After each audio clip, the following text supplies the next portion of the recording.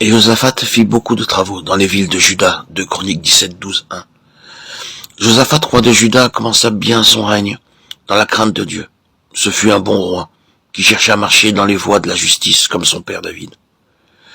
Il ne se contenta pas seulement de cette piété personnelle, mais au début de son règne, il envoya ses princes avec les Lévites dans toutes les villes de Juda pour enseigner au peuple les statuts et les commandements du Seigneur. À cause de ce zèle pour l'honneur du Seigneur, le Seigneur le bénit abondamment. Les Philistins lui apportèrent des présents et un tribut en argent. Les Arabes apportèrent des troupeaux de béliers et de boucs, de Chroniques 17, 17, 11. Ainsi Dieu accomplit ses promesses, car j'honorerai celui qui m'honore. 1 Samuel 2:20. L'une des conséquences des bénédictions de Dieu sur Josaphat fut sa prospérité matérielle. Mais lentement, Josaphat commença à diriger ses regards du donateur vers le don lui-même. Lentement, l'amour de ses biens matériels commença à gagner du terrain dans sa vie et à étreindre son âme. C'est un piège auquel nous devons faire très attention nous aussi. L'amour des biens de ce monde s'insinuera dans nos vies si subtilement qu'il nous sera difficile d'en être conscient. L'ennemi connaît nos points faibles. Et c'est quand nous sommes très occupés par nos bénédictions qu'il profitera de notre inattention et se fera une entrée dans nos vies. Il y a un fort près de Bellary, conçu et construit il y a bien des années par un ingénieur français pour le sultan Lipou.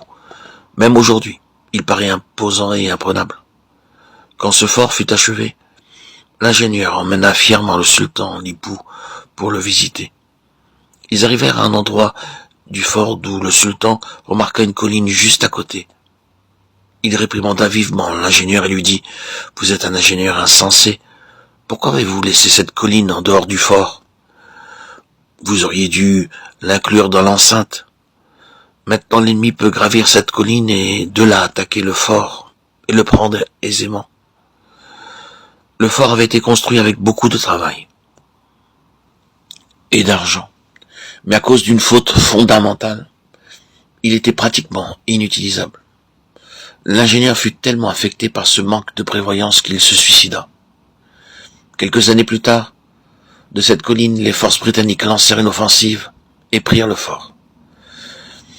C'est ainsi pour l'ennemi notre âme, qui guette pour trouver les points faibles de nos vies, par où il pourra entrer en nous et nous détruire.